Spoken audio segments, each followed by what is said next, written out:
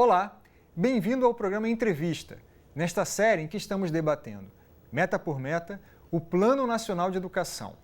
Hoje vamos falar da Meta 4, que trata da educação inclusiva. Nossa entrevistada é a jornalista, escritora e fundadora da ONG Escola de Gente, Cláudia Werneck. Vamos primeiro ouvir a meta. Universalizar para a população de 4 a 17 anos com deficiência, transtornos globais do desenvolvimento e altas habilidades ou superdotação, o acesso à educação básica e ao atendimento educacional especializado, preferencialmente na rede regular de ensino, com a garantia de sistema educacional inclusivo, de salas de recursos multifuncionais, classes, escolas ou serviços especializados, públicos ou conveniados. Cláudia, tudo bem? Tudo bem? Obrigado por aceitar nosso convite. Prazer. Cláudia, uma das primeiras dificuldades dessa meta, e talvez seja um dos maiores desafios do Plano Nacional de Educação, cumprir a Meta 4, é a questão que, para essa meta, a gente sequer tem termômetros adequados. No site do Observatório do Plano Nacional de Educação, mantido pelos Todos pela Educação, eles destacam isso, ou seja, a gente sequer tem instrumentos adequados para monitorar essa meta. Isso, na tua opinião, já mostra o quanto que estamos atrás nessa questão e quanto que essa meta precisa ser realmente prioritária? Com certeza. Eu acho que, em geral, os indicadores de educação no Brasil são muito precários ainda e a participação de pessoas com deficiência nos indicadores que eu conheço, ela nunca aparece. Eles continuam pessoas à margem quando se fala principalmente em participação. E educação é participação. Os indicadores ainda são escassos, ainda são precários, e isso demonstra não apenas a importância do cumprimento da meta, mas mostra o quanto a meta é fundamental para um projeto de democratização da sociedade que tem que incluir, desde os primeiros dias na escola, a participação de pessoas com deficiência, em todos os processos. E esse processo de democratização da educação, da escola, da sociedade, é democratização para quem? Que democratização é essa? É democratização para que as crianças, numa escola inclusiva, tenham acesso a todas as histórias contadas pela sociedade a qual pertencem e pela humanidade a qual pertencem. É democratização para as famílias que precisam chegar a escolas, inclusive famílias que são formadas por pessoas com deficiência, pais, mães, irmãos, chegar nas escolas e serem recebidas num processo democrático de acolhimento e serem reconhecidas como famílias de mesmo valor. Então, na educação inclusiva, nós temos crianças de mesmo valor, gestores com deficiência de mesmo valor, professores com mesmo valor, tendo ou não tendo deficiência, famílias de mesmo valor. Essa é a visão sistêmica de uma educação inclusiva, que é um caminho amplo, seguro, forte e urgente para um Brasil mais democrático. Cláudia, voltando à questão do acompanhamento da meta, apesar de termos instrumentos precários, na sua opinião, essa meta é viável? Essa meta é totalmente viável, ainda que ela esteja inadequada, porque ela volta a associar o preferencialmente não apenas ao atendimento educacional especializado, mas sim à própria educação básica. É uma meta que, mesmo com esse equívoco, será cumprida devidamente e é possível que nos planos estaduais e municipais isso seja até corrigido, porque ela é uma meta que volta atrás no grande avanço que nós tivemos de considerar o preferencialmente apenas para o atendimento educacional especializado. Agora, a educação inclusiva é algo sem volta. Discutir a inviabilidade da educação inclusiva no Brasil, na minha concepção, é como você voltar a pensar em ter escravidão, achar que o trabalho escravo é viável, que os negros podem voltar a não votar, que as mulheres podem deixar de trabalhar. Tem o mesmo peso de violação de direitos humanos que você achar que essa meta da educação inclusiva, que a educação inclusiva é algo ainda a ser discutido. Eu concordo com você e acho que esse programa tem essa importância de que nós estamos discutindo como implementar uma educação inclusiva no Brasil, quais são os entraves, as dificuldades, e a Meta 4, ela está abaixo da Convenção sobre os Direitos das Pessoas com Deficiência da ONU.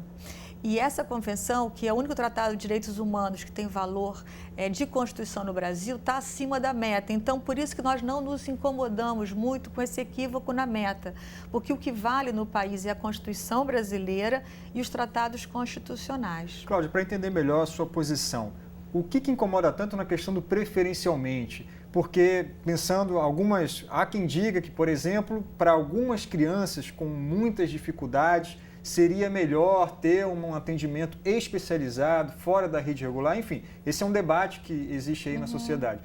Qual é a questão? Qual é a questão? No que você discorda? A questão é que o preferencialmente, inclusive na Constituição brasileira, é por isso que eu digo que houve um equívoco no PNE, muito motivado por pressões partidárias que ainda acreditam que crianças com deficiência devem estar segregadas no próprio Congresso, mas a questão do preferencialmente ela é muito antiga, Antônio. Tem 20 e poucos anos que eu estudo inclusão e há 20 e poucos anos, o meu primeiro livro eu já discuti o preferencialmente. O preferencialmente ele só pode ser entendido no contraturno, atendimento educacional especializado, no contraturno, transversal a todos os níveis de ensino. Então, a criança ela frequenta a escola regular, junto com as outras crianças da sua idade, tem acesso com todos os apoios necessários ao processo de aprendizagem, participa de tudo e no contraturno ela faz o atendimento educacional especializado, que não é reforço escolar. O preferencialmente diz o seguinte, que esse atendimento no contraturno pode ser feito preferencialmente na própria escola ou, se não for possível, numa instituição especializada. Então, o preferencialmente, ele se refere só ao atendimento educacional especializado no contraturno. Ele não se refere à educação básica, porque em relação à educação básica, não existe discussão do preferencialmente, porque a Constituição brasileira diz que a escola pública não pode, sob nenhuma alegação, discriminar uma criança. Então, não há possibilidade da meta 4 nessa colocação de associar o preferencialmente à educação básica ficar de fato valendo. Eu estou explicando tudo isso aqui porque é muito importante. A Constituição brasileira, infelizmente, nós vivemos num país que não admite discriminação de nenhuma natureza para qualquer criança que nasceu nesse país e para qualquer criança que vive nesse país, mesmo com pais e mães estrangeiros. Então, esse é o grande ponto da educação inclusiva. Ela é uma proposta totalmente constitucional. Cláudia, você citou a questão do contraturno escolar e nessa meta, na parte de estratégias dela, trata exatamente da questão do horário integral. E a própria meta do horário integral também tem lá nas suas estratégias uma parte específica sobre essa população com deficiência. É fundamental ter um atendimento de horário integral para essa população? Eu acho que para todas as crianças no Brasil, porque eu sempre penso que a população de crianças com deficiência, com transtornos globais de desenvolvimento, com transtornos do espectro autista, com desabilidade, todo esse público da educação especial, né? O que é bom para ela é bom para as outras crianças, o que é bom para as crianças tem que ser proporcionado para elas com equiparação de oportunidade para que seja bom para essas outras crianças também. O que é preciso é que haja um grande diálogo entre as metas, ao implementar uma educação integral que seja visto sempre com bastante habilidade, harmonia.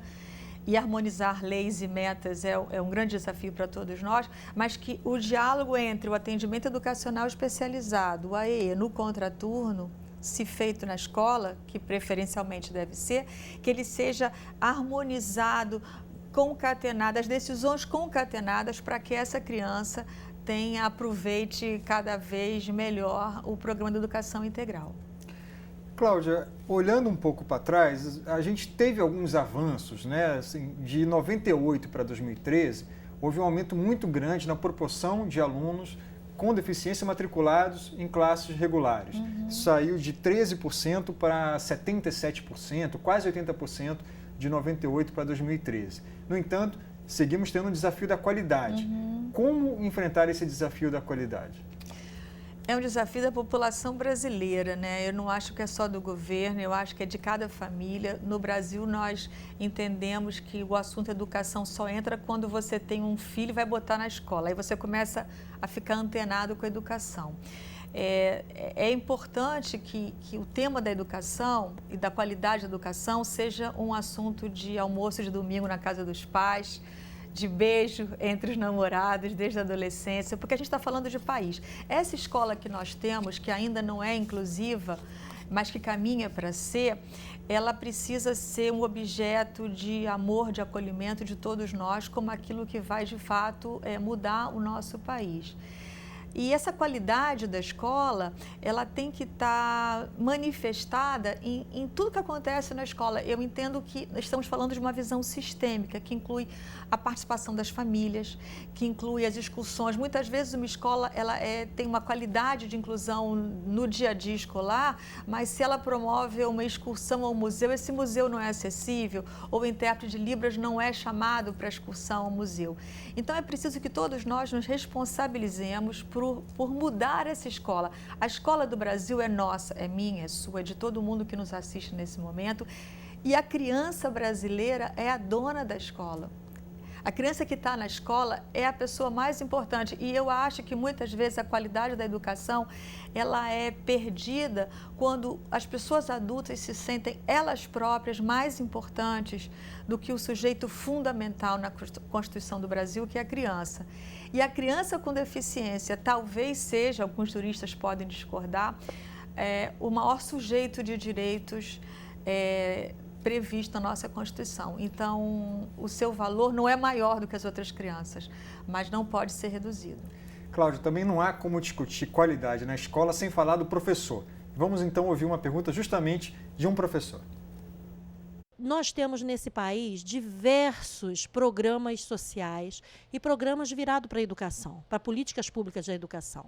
A prova disso é que quando a gente abre o site do FNDE, nós temos um link de vários programas e que são utilizados pelos municípios do Brasil. Então, eu quero realmente saber o que vai ser da educação especial inclusiva. Porque, na realidade, o que nós realmente precisamos é de uma educação inclusiva com acessibilidade e pessoal qualificado. E, Cláudio, como garantir esse desafio? Ela está certa, a acessibilidade física e comunicacional em todos os espaços da escola, no contato com a família, com a comunidade.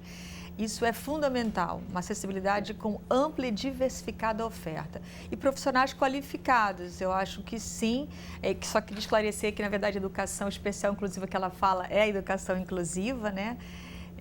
Que tem a modalidade do atendimento educacional especializado transversalmente oferecida. Mas os profissionais, eles têm que ter uma formação inclusiva, continuada. O MEC tem diversos programas que os municípios podem se inscrever, né? Os estados podem se inscrever, desde reforma de escola até a qualificação de profissionais à distância. Então, é bom estar muito atento a todas as dicas que o MEC dá.